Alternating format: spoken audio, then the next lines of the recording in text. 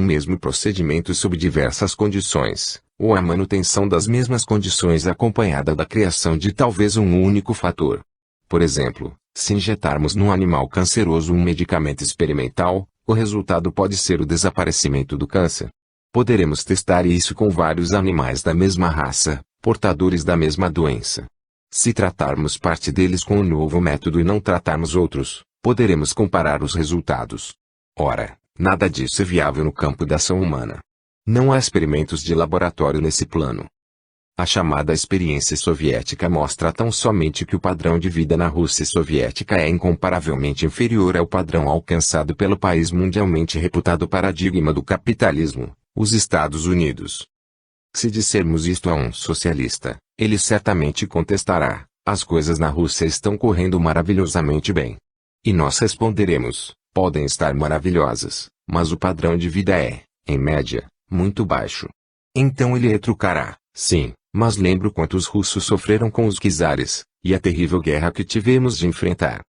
Não quero discutir se esta é ou não uma explicação correta, mas quando se nega que as condições tenham sido as mesmas, nega-se ao mesmo tempo que tem havido uma experiência. O que se deveria afirmar, e seria muito mais correto, é: o socialismo na Rússia não ocasionou, em média, uma melhoria das condições do homem comparável à melhoria de condições verificada, no mesmo período, nos Estados Unidos. Nos Estados Unidos, quase toda semana tem-se notícia de um novo invento, de um aperfeiçoamento. Muitos aperfeiçoamentos foram gerados no mundo empresarial, porque milhares e milhares de industriais estão empenhados, noite e dia, em descobrir algum novo produto que satisfaça o consumidor, ou seja de produção menos dispendiosa, ou seja melhor e menos oneroso que os produtos já existentes. Não é o altruísmo que os move, é seu desejo de ganhar dinheiro. E o efeito foi que o padrão de vida se elevou, nos Estados Unidos, a níveis quase miraculosos quando confrontados às condições reinantes há 50 ou 100 anos atrás. Mas na Rússia soviética, onde esse sistema não vigora, não se verifica um desenvolvimento comparável. Assim, os que nos recomendam a adoção do sistema soviético estão inteiramente equivocados. Há mais uma coisa a ser mencionada. O consumidor americano, o indivíduo, é tanto um comprador como um patrão. Ao sair de uma loja nos Estados Unidos, é comum vermos um cartaz com os seguintes dizeres: gratos pela preferência. Volte sempre. Mas ao entrarmos numa loja de um país totalitário, seja a Rússia de hoje, seja a Alemanha de Hitler, o gerente nos dirá: agradeça ao grande líder, que lhe está proporcionando isso. Nos países socialistas, ao invés de ser o vendedor, é o comprador que deve ficar agradecido. Não é o cidadão quem manda é o comitê central, o gabinete central. Estes comitês, os líderes, os ditadores, são supremos, ao povo cabe simplesmente obedecer-lhes. Terceira lição: o intervencionismo. Diz uma frase famosa, muito citada: o melhor governo é o que menos governa. Esta não me parece uma caracterização adequada das funções de um bom governo. Compete a ele fazer todas as coisas para as quais ele é necessário e para as quais foi instituído. Tem o dever de proteger as pessoas dentro do país contra as investidas violentas e fraudulentas de bandidos, bem como de defender o país contra inimigos externos. São estas as funções do governo num sistema livre, no sistema da economia de mercado. No socialismo, obviamente, o governo é totalitário, nada escapando à sua esfera e sua jurisdição. Mas na economia de mercado, a principal incumbência do governo é proteger o funcionamento harmônico desta economia contra a fraude ou a violência originadas dentro ou fora do país. Os que discordam desta definição das funções do governo poderão dizer: este homem abomina o governo. Nada poderia estar mais longe da verdade. Se digo que a gasolina é um líquido de grande serventia, útil para muitos propósitos, mas que, não obstante, eu não a beberia, por não me parecer esse o uso próprio para o produto, não me converto por isso num inimigo da gasolina, nem se poderia dizer que odeio a gasolina. Digo apenas que ela é muito útil para determinados fins, mas inadequada para outros. Se digo que é dever do governo prender assassinos e demais criminosos, mas que não é seu dever abrir estradas ou gastar dinheiro em inutilidades, não quer dizer que eu odeio o governo apenas por afirmar que ele está qualificado para fazer determinadas coisas, mas não está para outras. Já se disse que, nas condições atuais, não temos mais uma economia de mercado livre. O que temos nas condições presentes é algo a que se dá o nome de economia mista. E como provas da efetividade dessa nossa economia mista, apontam-se as muitas empresas de que o governo é proprietário e gestor. A economia mista, disse, porque, em muitos países, determinadas instituições, como as companhias de telefone e telégrafo, as estradas de ferro, são de posse do governo e administradas por ele. Não há dúvida de que algumas dessas instituições e empresas são geridas pelo governo. Mas esse fato não é suficiente para alterar o caráter do nosso sistema econômico. Nem sequer significa que se tenha instalado um pequeno socialismo no âmago do que seria, não fosse a intrusão dessas empresas de gestão governamental, a economia de mercado livre e não socialista. Isto porque o governo, ao dirigir essas empresas, está subordinado à supremacia do mercado, o que significa que está subordinado à supremacia dos consumidores. Ao administrar, digamos, o correio ou as estradas de ferro, ele é obrigado a contratar pessoal para trabalhar nessas empresas. Precisa também comprar as matérias-primas e os demais produtos necessários à operação das mesmas. E, por outro lado, o governo vende esses serviços e mercadorias para o público.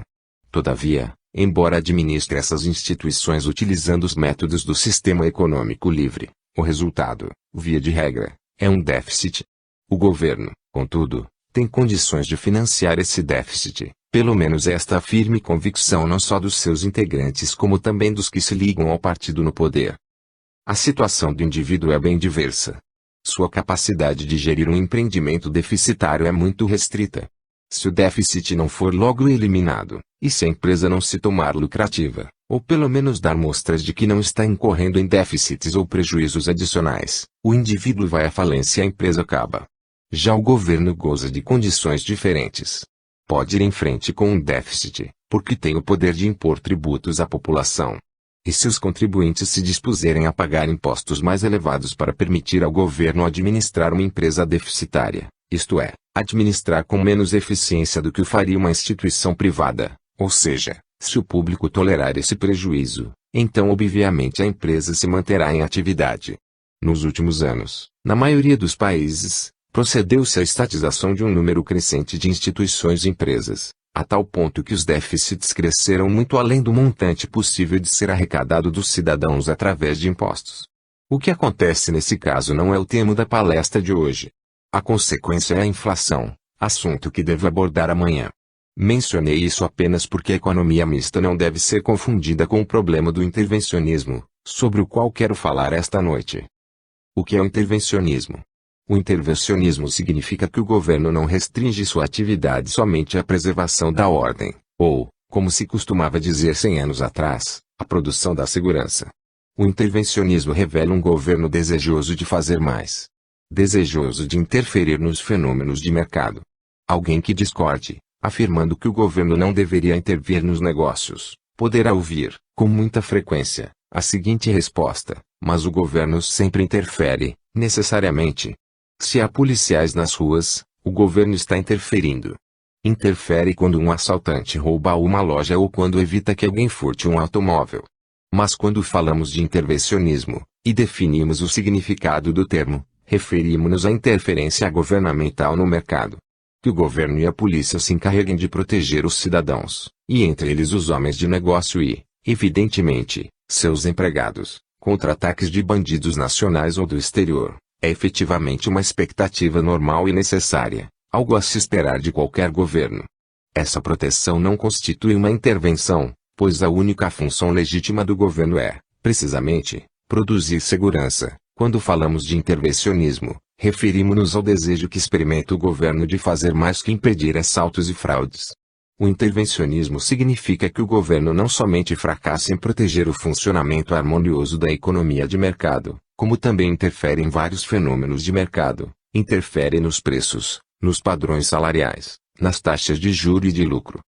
O governo quer interferir com a finalidade de obrigar os homens de negócio a conduzir suas atividades de maneira diversa da que escolheriam caso tivessem de obedecer apenas aos consumidores. Assim, todas as medidas de intervencionismo governamental têm por objetivo restringir a supremacia do consumidor. O governo quer arrogar a si mesmo o poder, ou pelo menos parte do poder, que, na economia de mercado livre, pertence aos consumidores.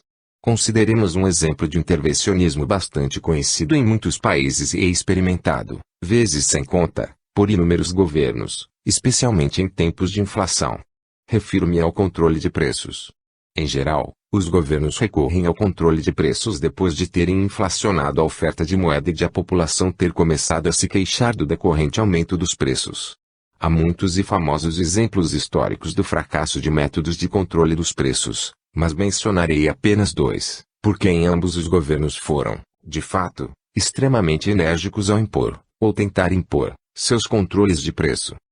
O primeiro exemplo famoso é o caso do imperador romano Diocleciano, notório como o último imperador romano a perseguir os cristãos. Na segunda metade do século III, os imperadores romanos dispunham de um único método financeiro: desvalorizar a moeda corrente por meio de sua adulteração. Nessa época primitiva, anterior à invenção da máquina impressora, até a inflação era, por assim dizer, primitiva. Envolvia o enfraquecimento do teor da liga metálica com que se cunhavam as moedas, especialmente as de prata. O governo misturava à prata quantidades cada vez maiores de cobre, até que a cor das moedas se alterou e o peso se reduziu consideravelmente. A consequência dessa adulteração das moedas e do aumento associado da quantidade de dinheiro em circulação foi uma alta dos preços, seguida de um decreto destinado a controlá-los. E os imperadores romanos não primavam pela moderação no fazer cumprir suas leis. A morte não lhes parecia uma punição demasiado severa para quem ousasse cobrar preços mais elevados que os estipulados. Conseguiram impor o controle de preços, mas foram incapazes de preservar a sociedade. A consequência foi a desintegração do Império Romano e do sistema da divisão do trabalho. 15 séculos mais tarde, a mesma adulteração do dinheiro teve lugar durante a Revolução Francesa. Mas desta vez utilizou-se um método diferente. A tecnologia para a produção de dinheiro fora consideravelmente aperfeiçoada. Os franceses já não precisavam recorrer à adulteração da liga metálica empregada na cunhagem das moedas, tinham a máquina impressora. E esta era extremamente eficiente. Mais uma vez, o resultado foi uma elevação dos preços sem precedentes. Mas na Revolução Francesa os preços máximos não foram garantidos através do mesmo método de aplicação da pena capital de que lançara mão o imperador Diocleciano. Produzira-se um aperfeiçoamento também na técnica de matar cidadãos. Todos se lembram do famoso Dr. J. Guillotin, 1738 a 1814, o inventor da guilhotina. No entanto, apesar da guilhotina, os franceses também fracassaram com suas leis de preço máximo. Quando chegou a vez de Robespierre ser conduzido numa carroça rumo à guilhotina, o povo gritava: "Lá vai o bandido mor". Se menciono este fato é porque é comum ouvir: o que é preciso para dar eficácia e eficiência ao controle de preços é apenas maior implacabilidade e maior energia. Ora, Diocleciano foi indubitavelmente implacável, como também o foi a Revolução Francesa. Não obstante, as medidas de controle de preço fracassaram por completo em ambos os casos. Analisemos agora as razões desse fracasso. O governo ouve as queixas do povo de que o preço do leite subiu. E o leite é, sem dúvida, muito importante, sobretudo para a geração em crescimento, para as crianças. Por conseguinte, estabelece um preço máximo para esse produto, preço máximo que é inferior ao que seria o preço potencial de mercado. Então o governo diz: estamos certos de que fizemos tudo o que era preciso para permitir aos pobres a compra de todo o leite de que necessitam para alimentar os filhos. Mas o que acontece? Por um lado, o menor preço do leite provoca o aumento da demanda do produto. Pessoas que não tinham meios de comprá-lo a um preço mais alto, podem agora fazê-lo ao preço reduzido por decreto oficial. Por outro lado, parte dos produtores de leite, aqueles que estão produzindo a custos mais elevados, isto é, os produtores marginais, começam a sofrer prejuízos, visto que o preço decretado pelo governo é inferior aos custos do produto. Este é o ponto crucial na economia de mercado. O empresário privado, o produtor privado, não pode sofrer prejuízo no cômputo final de suas atividades. E como não pode ter prejuízos com o leite, restringe a venda deste produto para o mercado. Pode vender algumas de suas vacas para o matadouro, pode também, em vez de leite, fabricar e vender derivados do produto, como coalhada, manteiga ou queijo. A interferência do governo no preço do leite redunda, pois, em menor quantidade do produto do que a que havia antes, redução que é concomitante a uma ampliação da demanda. Algumas pessoas dispostas a pagar o preço decretado pelo governo não conseguirão comprar leite. Outro efeito é a precipitação de pessoas ansiosas por chegarem em primeiro lugar às lojas. São obrigadas a esperar do lado de fora. As longas filas diante das lojas parecem sempre um fenômeno corriqueiro numa cidade em que o governo tenha decretado preços máximos para as mercadorias que lhe pareciam importantes. Foi o que se passou em todos os lugares onde o preço do leite foi controlado. Por outro lado, isso foi sempre prognosticado pelos economistas, obviamente apenas pelos economistas sensatos, que, aliás, não são muito numerosos. Mas qual é a consequência do controle governamental de preços? O governo se frustra. Pretendia aumentar a satisfação dos consumidores de leite, mas na verdade, descontentou-os. Antes de sua interferência, o leite era caro, mas era possível comprá-lo. Agora a quantidade disponível é insuficiente. Com isso, o consumo total se reduz. As crianças passam a tomar menos leite, e chegam a não mais tomá-lo. À medida que o governo recorre em seguida ao racionamento. Mas racionamento significa tão somente que algumas pessoas são privilegiadas e conseguem obter leite, enquanto outras ficam sem nenhum. Quem obtém e quem não obtém é obviamente algo sempre determinado de forma muito arbitrária. Pode ser estipulado, por exemplo, que crianças com menos de 4 anos de idade devem tomar leite, e aquelas com mais de 4, ou entre 4 e 6, devem receber apenas a metade da ração a que as menores fazem jus. Faça o governo o que fizer, permanece o fato de que só há disponível uma menor quantidade de leite. Consequentemente, a população está ainda mais insatisfeita que antes. O governo pergunta, então, aos produtores de leite, por que não têm imaginação suficiente para descobrir por si mesmo, por que não produzem a mesma quantidade que antes?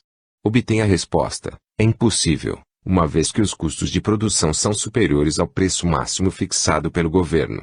As autoridades se põem em seguida a estudar os custos dos vários fatores de produção, vindo a descobrir que um deles é a forragem. Pois bem, diz o governo, o mesmo controle que impusemos ao leite, vamos aplicar agora à forragem. Determinaremos um preço máximo para ela e os produtores de leite poderão alimentar seu gado a preços mais baixos, com menor dispêndio. Com isto, tudo se resolverá. Os produtores de leite terão condições de produzir em maior quantidade e venderão mais. O que acontece nesse caso? Repete-se, com a forragem, a mesma história acontecida com o leite, e, como é fácil depreender, pelas mesmíssimas razões. A produção de forragem diminui e as autoridades se veem novamente diante de um dilema. Nessas circunstâncias, providenciam novos interlocutores, no intuito de descobrir o que há de errado com a produção de forragem. E recebem dos produtores de forragem uma explicação idêntica à que lhes fora fornecida pelos produtores de leite. De sorte que o governo é compelido a dar um outro passo, já que não quer abrir mão do princípio do controle de preços. Determina preços máximos para os bens de produção necessários à produção de forragem. E a mesma história, mais uma vez, se desenrola. Assim, o governo começa a controlar não mais apenas o leite, mas também os ovos, a carne e outros artigos essenciais. E todas as vezes alcança o mesmo resultado, por toda parte a consequência é a mesma. A partir do momento em que fixa preços máximos para bens de consumo, vê-se obrigado a recuar no sentido dos bens de produção, e a limitar os preços dos bens de produção necessários à elaboração daqueles bens de consumo com preços tabelados.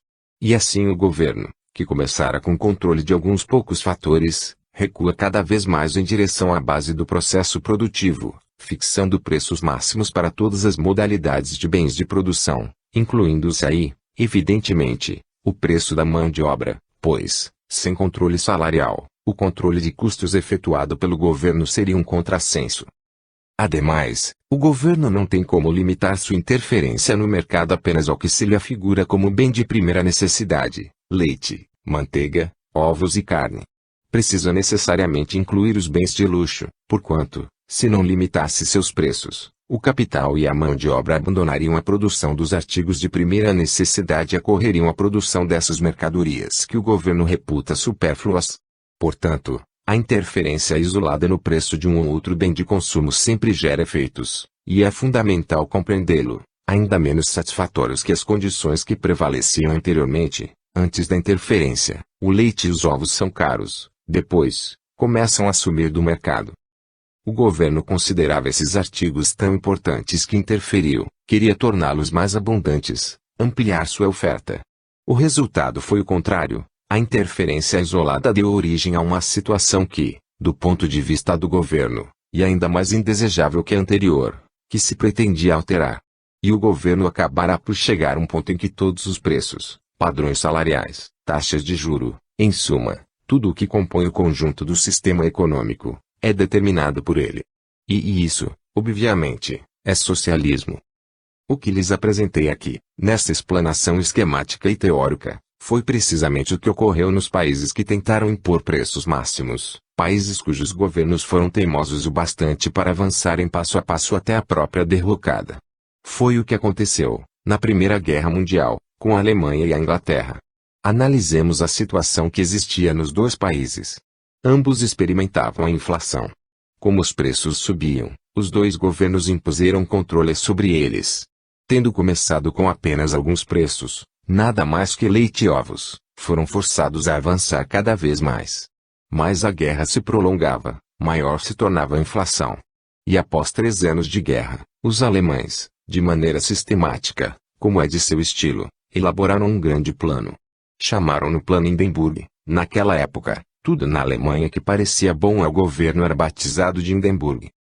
O Plano Hindenburg estabelecia o controle governamental sobre todo o sistema econômico do país, preços, salários, lucros, tudo. E a burocracia tratou imediatamente de pôr em prática este plano. Mas, antes de concluí-lo, veio a derrocada, o Império Alemão desintegrou-se, o aparelho burocrático esfacelou-se, a Revolução produziu seus efeitos terríveis, tudo chegou ao fim. Os fatos, na Inglaterra, inicialmente ocorreram dessa mesma maneira, mas, depois de algum tempo, na primavera de 1917, os Estados Unidos entraram na guerra e abasteceram os ingleses com quantidades suficientes de tudo. Dessa forma, o caminho do socialismo, o caminho da servidão, foi obstado. Antes da ascensão de Hitler ao poder, o controle de preços foi mais uma vez introduzido na Alemanha pelo chanceler Brüning, pelas razões de costume. O próprio Hitler aplicou antes mesmo do início da guerra. Na Alemanha de Hitler não havia empresa privada ou iniciativa privada. Na Alemanha de Hitler havia um sistema de socialismo que só diferia do sistema russo na medida em que ainda eram mantidos a terminologia e os rótulos do sistema de livre economia. Ainda existiam empresas privadas, como eram denominadas. Mas o proprietário já não era um empresário, chamavam-no gerente ou chefe de negócios Betriebsführer. Todo o país foi organizado numa hierarquia de Führers, havia o Führer Supremo, obviamente Hitler, e em seguida uma longa sucessão de Führers, em ordem decrescente, até os Führers no último escalão. E, assim, o dirigente de uma empresa era o Betriebsführer. O conjunto de seus empregados, os trabalhadores da empresa, era chamado por uma palavra que, na Idade Média, designara o séquito de um senhor feudal, o Gefolgschaft. E toda essa gente tinha de obedecer às ordens expedidas por uma instituição que ostentava o nome assustadoramente longo de Reichsführer Wirtschaftsministerium, a cuja frente estava o conhecido gorducho Göring, enfeitado de joias e medalhas. E era desse corpo de ministros de nome tão comprido que manavam todas as ordens para todas as empresas, o que produzir, em que quantidade, onde comprar matérias-primas e quanto pagar por elas, a quem vender os produtos e a que preço. Os trabalhadores eram designados para determinadas fábricas e recebiam salários decretados pelo governo. Todo o sistema econômico era agora regulado, em seus mínimos detalhes, pelo governo. O Betriebsführer não tinha o direito de se apossar dos lucros, recebia o equivalente a um salário e, se quisesse receber uma soma maior, diria, por exemplo, estou muito doente, preciso me submeter a uma operação imediatamente, e isso custará 500 marcos. Nesse caso, era obrigado a consultar o Führer do distrito, o Gauführer ou Gauleiter, que o autorizaria, ou não, a fazer uma retirada superior ao salário que lhe era destinado. Os preços já não eram preços, os salários já não eram salários, não passavam de expressões quantitativas num sistema de socialismo. Permitam-me agora contar-lhes como esse sistema entrou em colapso. Um dia, após anos de combate, os exércitos estrangeiros chegaram à Alemanha. Procuraram conservar esse sistema econômico de direção governamental, mas para isso teria sido necessária a brutalidade de Hitler. Sem ela, o sistema não funcionou. Enquanto isso acontecia na Alemanha, Durante a Segunda Guerra Mundial, a Grã-Bretanha fazia exatamente a mesma coisa. A partir do controle do preço de algumas mercadorias, o governo britânico começou, passo a passo, assim como Hitler procedera em tempo de paz, antes mesmo de deflagrada a guerra, a controlar cada vez mais a economia, até que, por ocasião do término da guerra, tinham chegado a algo muito próximo do puro socialismo. A Grã-Bretanha não foi conduzida ao socialismo pelo governo do Partido Trabalhista, estabelecido em 1945. Ela se tornou socialista durante a guerra, ao longo do governo que tinha à frente, como primeiro-ministro, Sir Winston Churchill. O governo trabalhista simplesmente manteve o sistema de socialismo já introduzido pelo governo de Sir Winston Churchill. E isso a despeito da grande resistência do povo. As estatizações efetuadas na Grã-Bretanha não tiveram grande significado. A estatização do Banco da Inglaterra foi inócua visto que essa instituição financeira já estava sob completo controle governamental. E o mesmo se deu com a estatização das estradas de ferro e da indústria do aço. O socialismo de guerra, como era chamado, denotando o sistema de intervencionismo implantando passo a passo, já estatizara praticamente todo o sistema. A diferença entre o sistema alemão e o britânico não foi significativa, porquanto seus gestores tinham sido designados pelo governo e, em ambos os casos, eram obrigados a cumprir as ordens do governo em todos os detalhes. Como eu disse antes, o sistema dos nazistas alemães conservou os rótulos e termos da economia capitalista de livre mercado. Mas essas expressões adquiriram um significado muito diverso, já não passavam agora de decretos governamentais. Isto também se aplica ao sistema britânico. Quando o Partido Conservador foi reconduzido ao poder, alguns desses controles foram suprimidos. Temos hoje na Grã-Bretanha tentativas, por um lado, de conservar os controles e, por outro, de aboli-los, mas não se deve esquecer que as condições existentes na Inglaterra são muito diferentes das que prevalecem na Rússia. O mesmo se passou em outros países que, por dependerem da importação de alimentos e de matérias-primas, foram obrigados a exportar bens manufaturados. Em países profundamente dependentes do comércio de exportações, um sistema de controle governamental simplesmente não funciona.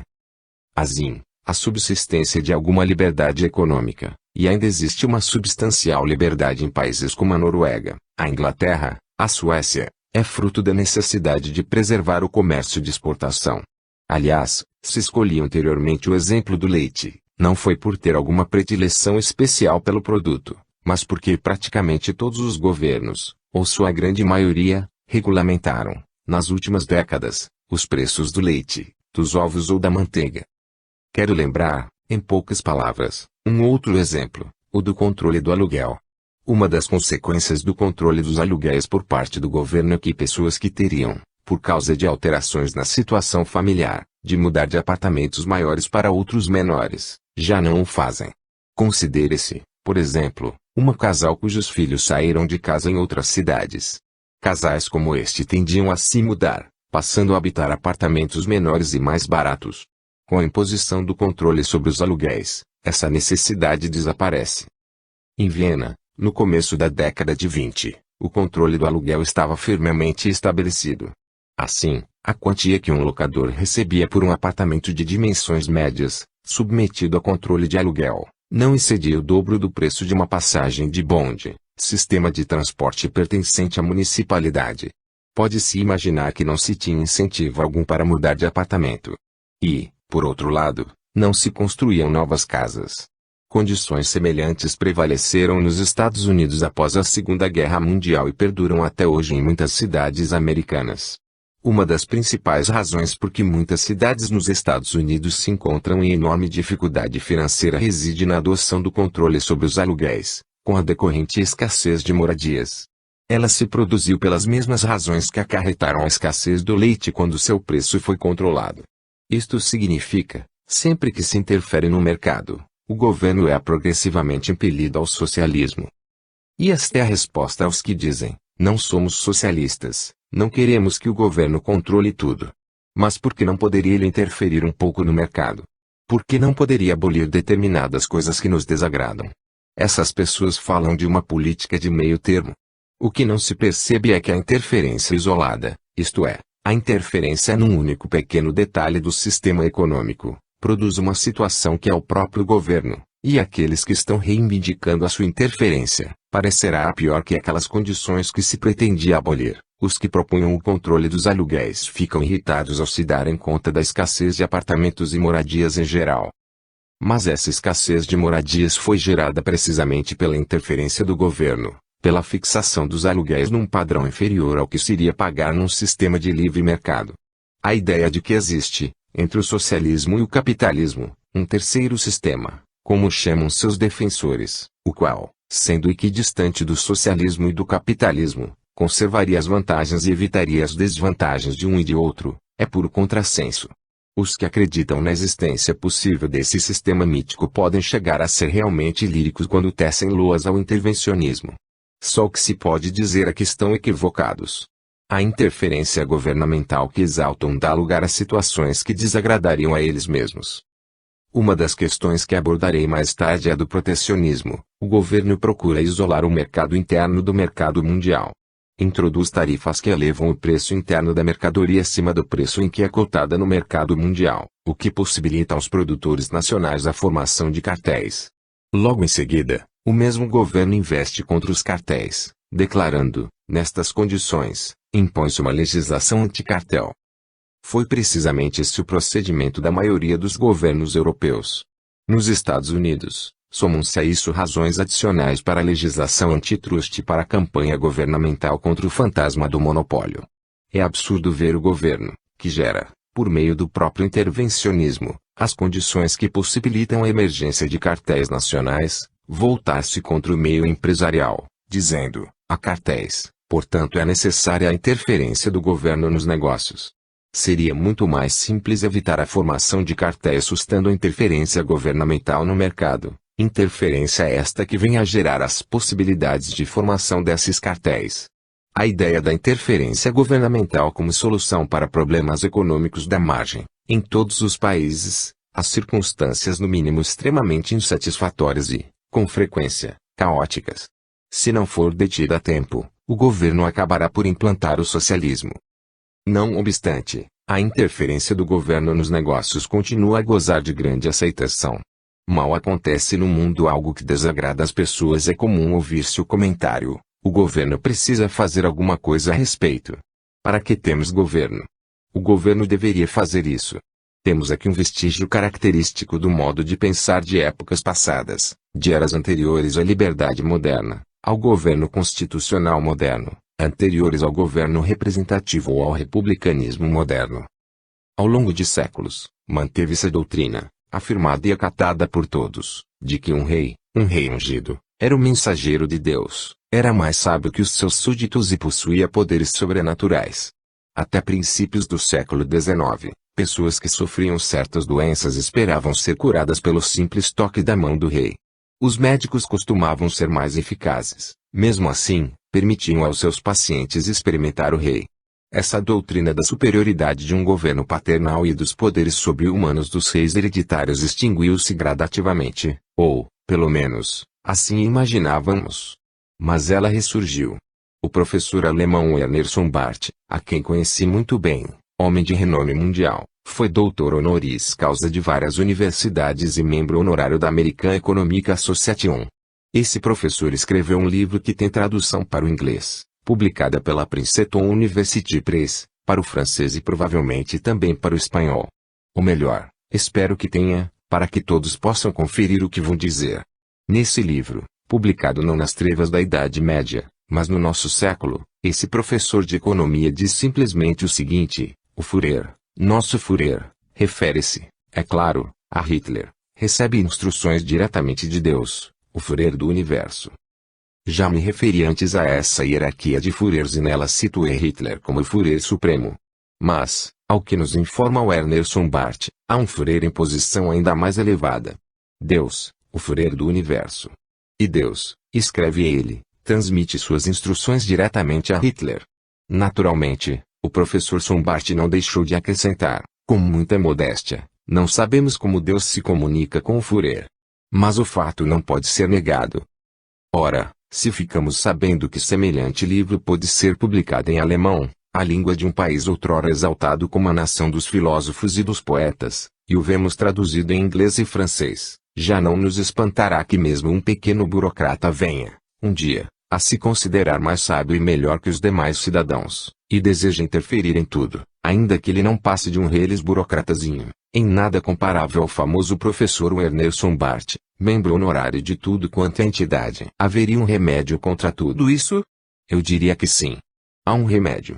E esse remédio é a força dos cidadãos. Cabe-lhes impedir a implantação de um regime tão autoritário que se arrogue uma sabedoria superior à do cidadão comum. Esta é a diferença fundamental entre a liberdade e a servidão. As nações socialistas atribuíram a si mesmas a designação de democracia. Os russos chamam seu sistema de democracia popular, provavelmente sustentam que o povo está representado na pessoa do ditador. Penso que aqui, na Argentina, um ditador recebeu a resposta que merecia. Esperamos que outros ditadores, em outras nações, recebam resposta semelhante. Quarta lição: a inflação. Se a oferta de caviar fosse tão abundante quanto a de batatas, o preço do caviar, isto é, a relação de troca entre caviar e dinheiro, ou entre caviar e outras mercadorias, se alteraria consideravelmente. Nesse caso, seria possível adquiri-lo a um preço muito menor que o exigido hoje. Da mesma maneira, se a quantidade de dinheiro aumenta, o poder de compra da unidade monetária diminui, e a quantidade de bens que pode ser adquirida com uma unidade desse dinheiro também se reduz. Quando, no século XVI, as reservas de ouro e prata da América foram descobertas e exploradas, enormes quantidades desses metais preciosos foram transportadas para a Europa. A consequência desse aumento da quantidade de moeda foi uma tendência geral à elevação dos preços. Do mesmo modo, quando, em nossos dias, um governo aumenta a quantidade de papel moeda, a consequência é a queda progressiva do poder de compra da unidade monetária e a correspondente elevação dos preços. A isso se chama de inflação. Infelizmente, nos Estados Unidos, bem como em outros países, alguns preferem ver a causa da inflação não no aumento da quantidade de dinheiro, mas na elevação dos preços. Entretanto, nunca se apresentou qualquer contestação séria à interpretação econômica da relação entre os preços e a quantidade de dinheiro, ou da relação de troca entre a moeda e outros bens, mercadorias e serviços. Nas condições tecnológicas atuais, nada é mais fácil que fabricar pedaços de papel e imprimir sobre eles determinados valores monetários. Nos Estados Unidos, onde todas as notas têm o mesmo tamanho, imprimir uma nota de $1.000 não custa mais ao governo que imprimir uma de $1. Trata-se exclusivamente de um processo de impressão, a exigir, nos dois casos, idênticas quantidades de papel e de tinta. No século XVIII, quando se fizeram as primeiras tentativas de emitir cédulas bancárias e atribuir-lhes a qualidade de moeda corrente, isto é, o direito de serem honradas em transações de troca do mesmo modo que as moedas de ouro e prata, os governos e as nações acreditavam que os banqueiros detinham algum conhecimento secreto que lhes permitia produzir riqueza a partir do nada. Quando os governos do século XVIII se viam em dificuldades financeiras, julgavam ser suficiente, para delas se livrarem, entregar um banqueiro engenhoso à condução de sua administração financeira. Alguns anos antes da Revolução Francesa, quando a realeza da França atravessava problemas financeiros, o rei da França procurou um desses banqueiros engenhosos e nomeou-o para uma função importante. Esse homem era, sob todos os aspectos, o oposto das pessoas que vinham regendo a nação até aquele momento. Para começar, não era francês, era um estrangeiro, um genovês. Em segundo lugar, não pertencia à aristocracia, era um simples plebeu. E, o que contava mais ainda na França do século XVIII, não era católico, e sim protestante. E assim Monsieur Necker, pai da famosa Madame de Staël, tornou-se o ministro das Finanças, e todos esperavam que resolvesse os problemas financeiros do país. Mas, a despeito do elevado grau de confiança desfrutado por Monsieur Necker, os cofres reais permaneceram vazios. O grande erro de Necker consistiu na tentativa de prestar auxílio financeiro aos colonos da América em sua guerra de independência contra a Inglaterra sem elevar os impostos. Aquela era certamente uma maneira errada de procurar resolver os problemas financeiros da França. Não há nenhuma maneira secreta para a solução dos problemas financeiros de um governo. Se este precisa de dinheiro, tem de obtê-lo impondo tributos aos seus cidadãos, ou, em circunstâncias especiais, tomando emprestado de pessoas que têm dinheiro. Mas muitos governos, podemos mesmo dizer a maioria deles, julga haver um outro método para obter o dinheiro necessário, qual seja, o de simplesmente imprimi-lo. Se deseja fazer algo benéfico, construir um hospital, por exemplo, o meio de que o governo dispõe para arrecadar o dinheiro necessário é cobrar tributos dos cidadãos e construir o hospital com a receita assim constituída.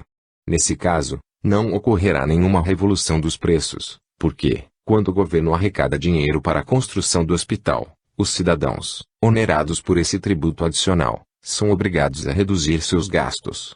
O contribuinte individual é forçado a reduzir ou seu consumo, ou seus investimentos, ou a sua poupança. Quando se apresenta no mercado como um comprador, o governo substitui o cidadão, este passa a comprar menos. Mas isto se dá porque o governo está comprando mais.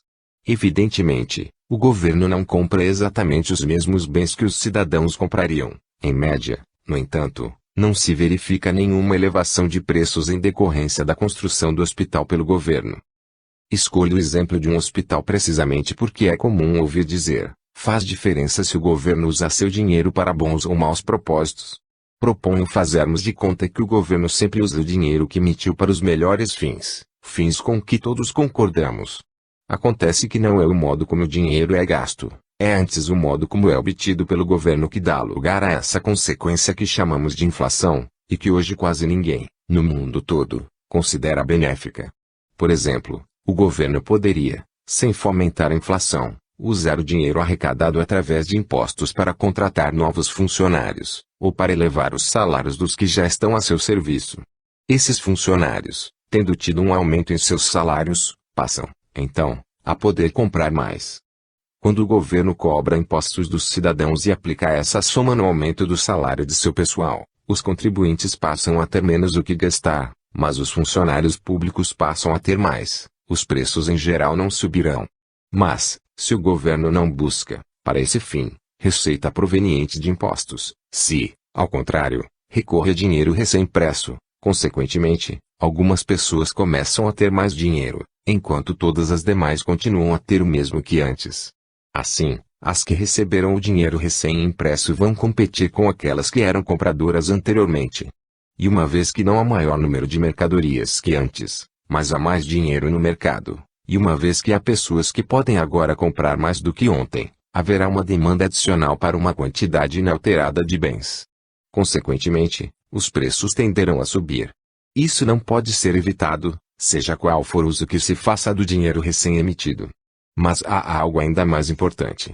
Essa tendência de elevação dos preços se estabelecerá passo a passo, uma vez que não se trata de um movimento ascendente geral desse tão falado nível dos preços. Essa expressão metafórica nunca deveria ser usada. Quando se fala de nível dos preços, a imagem que as pessoas formam mentalmente é a de um líquido que sobe ou desce, segundo o aumento ou a redução de sua quantidade, mas que, como um líquido num reservatório, eleva-se sempre por igual. Mas, no caso dos preços, nada há que se assemelhe a nível. Os preços não se alteram na mesma medida e ao mesmo tempo. Há sempre preços que mudam mais rapidamente, caem ou sobem mais depressa que outros. E há uma razão para isso. Considerem o caso do funcionário público que recebeu parte do novo dinheiro acrescentado à oferta de dinheiro. As pessoas não compram no mesmo dia precisamente as mesmas mercadorias e nas mesmas quantidades. O dinheiro suplementar que o governo imprimiu e introduziu no mercado não é usado na compra de todas as mercadorias e serviços. É usado na aquisição de certas mercadorias, cujos preços subirão, ao passo que outras continuarão ainda com os preços de antes da introdução do novo dinheiro no mercado. De sorte que, quando a inflação começa, diferentes grupos da população são por ela afetados de diferentes maneiras. Os grupos que recebem o novo dinheiro em primeiro lugar ganham uma vantagem temporal. O governo, quando emite dinheiro para custear uma guerra, tem de comprar munições. Os primeiros a receber o dinheiro adicional são, então, as indústrias de munição e os que nelas trabalham. Esses grupos passam a ocupar uma posição privilegiada. Ao oferem maiores lucros e ganham maiores salários, seus negócios prosperam. Por quê? Porque foram os primeiros a receber o dinheiro adicional. E, tendo agora mais dinheiro à sua disposição, estão comprando mais. E compram de outras pessoas, que fabricam e vendem as mercadorias que lhes interessam. Estas outras pessoas constituem um segundo grupo. E este segundo grupo considera a inflação muito benéfica para seus negócios. Por que não? Não é esplêndido vender mais? E o proprietário de um restaurante situado nas vizinhanças de uma fábrica de munições, por exemplo, diz: é realmente maravilhoso. Os trabalhadores do setor de munições estão com mais dinheiro, estão frequentando meu estabelecimento como nunca, estão todos prestigiando meu restaurante. Isso me deixa muito feliz. Não vê razão alguma para se sentir de outro modo. A situação é a seguinte: aqueles para quem o dinheiro chega em primeiro lugar têm sua renda aumentada e podem continuar comprando muitas mercadorias e serviços a preços que correspondem ao estado anterior do mercado, a situação vigente às vésperas da inflação. Encontram-se, portanto, em situação privilegiada. E assim a inflação se expande, passo a passo, de um grupo para outro da população. E todos os que têm acesso ao dinheiro adicional na primeira hora da inflação são beneficiados, uma vez que estão comprando alguns artigos a preços ainda correspondentes ao estágio prévio da relação de troca entre dinheiro e mercadorias. Mas há outros grupos da população para quem esse dinheiro chega muitíssimo mais tarde. Essas pessoas se veem numa situação desfavorável. Antes de terem acesso ao dinheiro adicional, são obrigadas a pagar preços mais altos que os anteriores por algumas mercadorias que desejam adquirir, ou praticamente todas, ao passo que sua renda permanece a mesma, ou não aumenta na mesma proporção dos preços. Considere-se, por exemplo, um país como os Estados Unidos durante a Segunda Guerra Mundial. Por um lado, a inflação desse período favoreceu os trabalhadores das fábricas de munição, as fábricas de munição e os fabricantes de armamentos. Por outro lado, prejudicou certos grupos da população. E os maiores prejudicados foram os professores e os religiosos. Como todos sabem, um sacerdote é pessoa de muita humildade, que está a serviço de Deus e não deve falar demais em dinheiro. Analogamente, os professores são pessoas dedicadas, de quem se espera maior preocupação com a educação dos jovens que com os próprios salários. Por conseguinte, os professores e os religiosos estiveram entre os grupos mais penalizados pela inflação, visto que as várias escolas e igrejas foram as últimas instituições a se darem conta da necessidade de elevar os salários. Quando os dignitários eclesiásticos e as associações escolares finalmente chegaram à conclusão de que era preciso aumentar também os salários dessa gente dedicada, as perdas que tinham sofrido até então já não podiam ser reparadas. Por muito tempo, eles tinham sido obrigados a comprar menos que antes, a reduzir seu consumo de alimentos melhores e mais caros, a restringir sua compra de roupas, já que os preços tinham sido reajustados, enquanto sua renda, seus salários, ainda não tinham sido aumentados. Esta situação foi consideravelmente alterada, ao menos no que diz respeito aos professores. A cada momento, portanto, são diferentes os grupos da população que estão sendo diretamente afetados pela inflação. Para alguns deles, a inflação não é tão má assim, e eles chegam até a defender seu prolongamento, visto serem os primeiros a dela se beneficiarem. Veremos na próxima palestra como essa disparidade de consequências afeta vitalmente a política que conduz à inflação. Subjacente a todas as modificações produzidas pela inflação, está o fato de que, além de haver grupos que são por ela favorecidos, há outros que a exploram diretamente. A palavra explorar não pretende refletir uma censura a essas pessoas, pois só o governo e ninguém mais pode ser considerado culpado e responsável pelo estabelecimento da inflação. Sempre há, sem dúvida, pessoas que percebem o que está ocorrendo mais cedo que as demais e, então, promovem a inflação. Seus lucros excepcionais decorrem do fato de que haverá sempre desigualdade no processo inflacionário. O governo pode considerar que, como método de arrecadar fundos, a inflação é melhor que a tributação. Esta é sempre impopular e de difícil execução. Em muitas nações grandes e ricas, os legisladores muitas vezes discutiram, por meses a fio, várias modalidades de novos impostos, tornados necessários em decorrência de um aumento de gastos decidido pelo parlamento. Após discutir inúmeros métodos de angariar dinheiro por meio da tributação, finalmente chegaram à conclusão de que talvez o melhor fosse obtê-lo através da inflação. É evidente que a palavra inflação não era pronunciada. Um político no poder, ao recorrer à inflação, não declara: vou adotar a inflação como método. Os procedimentos técnicos empregados na produção da inflação são tão complexos, que o cidadão comum não percebe onde ela teve início. Uma das maiores inflações da história, a que teve lugar no Reich alemão após a Primeira Guerra Mundial, não teve seu pico durante a guerra. Foram os níveis a que chegou no pós-guerra que ocasionaram a catástrofe. O governo não anunciou: vamos lançar mão da inflação. Simplesmente tomou dinheiro emprestado, indiretamente, do Banco Central. Não lhe competia perguntar como o Banco Central reuniria e liberaria aquela soma. E o Banco Central simplesmente imprimiu-a. Hoje, as técnicas de produção da inflação têm como complicadores a existência da moeda fiduciária. Isso envolve uma outra técnica, mas o efeito é o mesmo. Com uma penada, o governo cria papel moeda sem lastro, aumentando assim o volume de moeda e de crédito. Basta-lhe emitir a ordem, e lá está o dinheiro sem lastro. O governo não se aflige diante do fato de que algumas pessoas sofreram perdas, a iminente elevação dos preços não o perturba. Os legisladores proclamam: esse sistema é magnífico. Mas esse magnífico sistema tem um defeito básico: dura pouco. Se a inflação pudesse perdurar indefinidamente, não haveria por que criticar os governos por promoverem-na, mas o único fato bem estabelecido acerca desse fenômeno é que, mais cedo ou mais tarde, ele chega inevitavelmente ao fim. Em última instância, a inflação se encerra com o colapso do meio circulante, dando lugar a uma catástrofe, a uma situação como a ocorrida na Alemanha em 1923. Em 1 graus de agosto de 1914, o dólar correspondia a 4 marcos e 20 pfennigs. 9 anos e 3 meses depois, em novembro de 1923, a mesma moeda estava cotada em 4,2 trilhões de marcos. Em outras palavras, o marco já não valia coisa alguma. Já não tinha nenhum valor. Alguns anos atrás, um famoso autor escreveu: no final das contas, estaremos todos mortos. Lamento confirmar que é a pura verdade. Mas a questão é, quanto durará o momento presente? No século XVIII, houve uma famosa senhora, Madame de Pompadour, a quem se atribuiu o seguinte dito: apresse-nous, lidé-los depois de nós, o dilúvio. Madame de Pompadour teve a felicidade de morrer pouco tempo depois. Mas sua sucessora, Madame du Barry, sobreviveu um pouco mais, para, no final das contas, ser decapitada.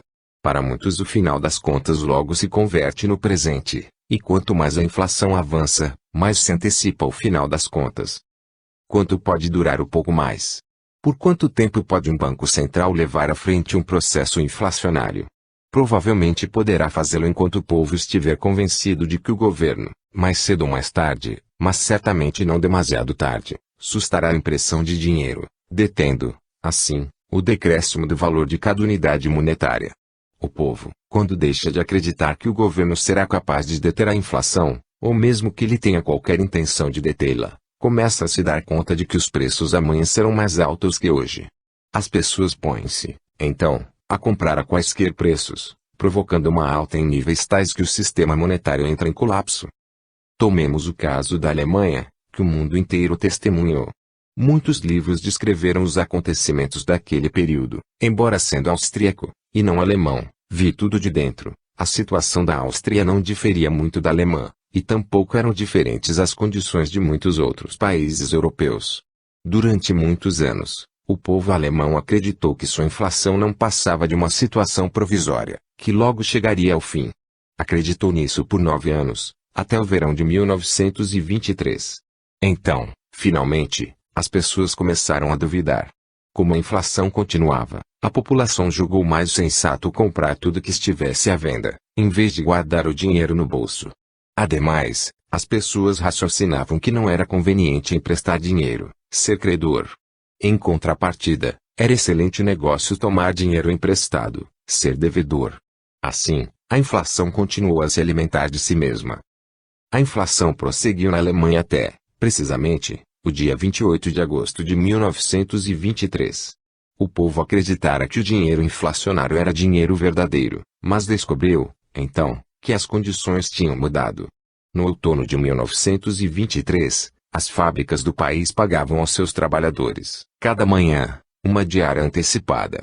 E o trabalhador, que se fazia acompanhar pela mulher até a fábrica, passava-lhe imediatamente seu ganho, todos os milhões que acabara de receber. A mulher, então, dirigia-se prontamente a uma loja, para comprar fosse o que fosse. Ela constatava o que, na época, a maioria da população sabia: o marco perdia, da noite para o dia, 50% de seu poder de compra. O dinheiro derretia-se nos bolsos do povo, como uma barra de chocolate sobre um forno quente. Essa fase final da inflação alemã não durou muito. Depois de alguns dias, Todo o pesadelo se encerrara, o marco perdera todo o valor e foi preciso estabelecer uma nova moeda. Lord Keynes, o mesmo homem que disse que no final das contas estaremos todos mortos, foi um representante do extenso rol de autores inflacionistas do século XX. Todos combateram o padrão ouro. Ao atacá-lo, Keynes chamou de relíquia bárbara. Mesmo hoje, a grande maioria das pessoas considera ridículo falar de um retorno ao padrão ouro. Nos Estados Unidos, por exemplo, poderemos ser considerados como visionários se dissermos, mais cedo ou mais tarde, os Estados Unidos terão de retornar ao padrão ouro. No entanto, o padrão ouro tem uma extraordinária virtude: na sua vigência, a quantidade de dinheiro disponível é independente das políticas governamentais e dos partidos políticos. Essa é a sua vantagem. Constitui uma forma de proteção contra governos esbanjadores. Sob o padrão ouro, se um governo resolve fazer gastos em um novo empreendimento, o ministro das Finanças pode perguntar: e onde vou conseguir o dinheiro? Diga-me, primeiro, onde encontrarei dinheiro para esse gasto adicional? Num sistema inflacionário, nada é mais simples para os políticos que ordenar ao órgão governamental encarregado da impressão do papel moeda a emissão de quanto dinheiro lhes seja necessário para seus projetos. O padrão ouro é muito mais propício a um governo financeiramente seguro. Seus titulares podem dizer ao povo e aos políticos: não podemos fazer tal coisa, salvo se aumentarmos os impostos. Sob condições inflacionárias, o povo se habitua a considerar o governo uma instituição que tem recursos ilimitados à sua disposição. O Estado, o governo, podem tudo. Se, por exemplo, a nação deseja um novo sistema de rodovias, espera-se do governo sua implantação. Mas onde poderá o governo obter o dinheiro? Pode-se dizer que hoje, nos Estados Unidos, e mesmo no passado, no governo McKinley, o Partido Republicano é relativamente favorável ao dinheiro lastreado e ao padrão ouro, enquanto o Partido Democrático é favorável à inflação. Obviamente, há uma inflação não de papel, e sim de prata. Contudo, foi um presidente democrata dos Estados Unidos, o presidente Cleveland que, em fins da década de 1880, vetou uma decisão do Congresso de conceder uma pequena soma de auxílio, cerca de $10.000, a uma comunidade que sofrera uma catástrofe. Esse presidente justificou seu veto escrevendo as seguintes palavras: é dever do cidadão manter o governo, mas não é dever do governo manter os cidadãos. Estas são palavras que todo estadista deveria escrever numa parede de seu gabinete, para mostrar aos que viessem pedir dinheiro. Sinto-me bastante embaraçado diante da necessidade de simplificar esses problemas. São tantos e tão complexos os problemas envolvidos no sistema monetário. E eu certamente não teria escrito volumes inteiros a respeito deles se eles fossem tão simples quanto parecem sê-lo aqui. Mas os fundamentos são precisamente estes: aumentando-se a quantidade de dinheiro, provoca-se o rebaixamento do poder de compra da unidade monetária. É isso que desagrada àqueles cujos negócios privados são desfavoravelmente afetados por essa situação. São os que não se beneficiam da inflação que dela se queixam. Se a inflação é má, e se todos sabem disso, por que se teria convertido numa espécie de estilo de vida em quase todos os países? Mesmo alguns dos países mais ricos sofrem da doença. Os Estados Unidos são hoje seguramente a mais rica nação do mundo, com o mais alto padrão de vida. Mas, quando se viaja pelo país, constata-se uma incessante referência à inflação e à necessidade de detê-la. Mas apenas se fala, não se age. Cabe, aqui, a apresentação de alguns fatos. Após a Primeira Guerra Mundial, a Grã-Bretanha restabeleceu a equivalência entre o ouro e a libra, numa correspondência que vigorava antes da guerra. Isto é, elevou o valor da libra. Com isso, elevou-se o poder de compra dos salários de todos os trabalhadores. Num mercado desobstruído, tal alteração teria acarretado uma queda do salário nominal em dinheiro. Esta queda, por sua vez, teria compensado a alteração. Como resultado final, o salário real dos trabalhadores teria permanecido inalterado. Não temos tempo para discutir agora as razões disso. O fato é que os sindicatos da Grã-Bretanha não admitiram um ajustamento dos padrões salariais ao poder de compra mais elevado da unidade monetária. Assim sendo, os salários reais foram consideravelmente acrescidos em decorrência daquela medida monetária. Isso representou uma verdadeira catástrofe para a Inglaterra, uma vez que a Grã-Bretanha é um país predominantemente industrial, obrigado, por um lado, a importar matérias-primas, produtos semi-acabados e alimentos para sobreviver, e, por outro, a exportar bens manufaturados para pagar essas importações. Com a elevação do valor internacional da libra, os preços dos produtos ingleses subiram nos mercados externos, causando um declínio das vendas e exportações. Na verdade, para todos os efeitos, o que a Grã-Bretanha fez foi fixar os próprios preços à revelia do mercado mundial. Foi impossível derrotar os sindicatos. É sabido o poder que, hoje, tem um sindicato. Assiste-lhe o direito, praticamente o privilégio, do recurso à violência. E a determinação de um sindicato tem, portanto, ousemos dizê-lo, força equivalente à de um decreto governamental. O decreto governamental é uma ordem para cuja aplicação o aparelho governamental, a polícia, está pronta. É preciso obedecer-lhe, ou se terá problemas com a polícia. Lamentavelmente temos hoje, em quase todos os países do mundo, um segundo poder, depois do governo, com condições para exercer a força, são os sindicatos trabalhistas. Essas entidades determinam os salários, bem como as greves que os devem impor, da mesma maneira que o governo poderia decretar um salário mínimo. Não discutirei o sindicato agora, tratarei dele mais tarde. Quero apenas deixar claro que a política sindical consiste em elevar os padrões salariais acima do nível que estes alcançariam num mercado desobstruído. Em consequência disso, uma parte considerável da população potencialmente ativa só pode ser empregada por pessoas físicas ou por indústrias que tenham condições de suportar prejuízos. E uma vez que os negócios não têm como se manter sob a sangria de prejuízos, eles fecham as portas e seus trabalhadores perdem o emprego. A fixação de padrões salariais superiores aos que se estabeleceriam num mercado desimpedido redunda inevitavelmente no desemprego de parcela ponderável da população ativa. Na Grã-Bretanha, a imposição de altos padrões salariais pelos sindicatos trabalhistas teve como consequência um desemprego prolongado, que durou anos a fio. Milhões de trabalhadores ficaram desempregados, os índices de produção caíram. Até os espertos ficaram perplexos. Diante deste quadro, o governo inglês deu um passo que se lhe afigurou como uma medida de emergência indispensável: desvalorizou a moeda corrente do país. O poder de compra dos salários em dinheiro, em cuja manutenção os sindicatos tanto haviam insistido, deixou de ser o mesmo. Os salários reais, os salários em mercadorias, foram reduzidos. Agora, o trabalhador já não podia comprar o mesmo que antes, embora os padrões nominais dos salários tivessem permanecido os mesmos. Procurou-se, através da adoção dessa medida, promover o retorno dos padrões salariais reais aos níveis do mercado livre para que, consequentemente, tivesse lugar o desaparecimento do desemprego. Essa medida, a desvalorização, foi adotada por muitos outros países, como a França, os Países Baixos e a Bélgica. A Tchecoslováquia chegou a recorrer a ela 2 vezes no período de 1 ano e meio. A desvalorização tornou-se um método subreptício, digamos assim, de frustrar o poder dos sindicatos. No entanto, como veremos, este método também não pode ser considerado verdadeiramente eficiente. Alguns anos depois, os trabalhadores, e também os sindicatos, começaram a compreender o que se passava. O povo começou a se dar conta de que a desvalorização do dinheiro reduzia seu salário real. Os sindicatos tinham força suficiente para se opor a isso.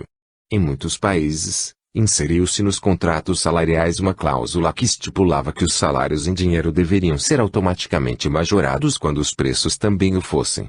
A isto se chama indexar.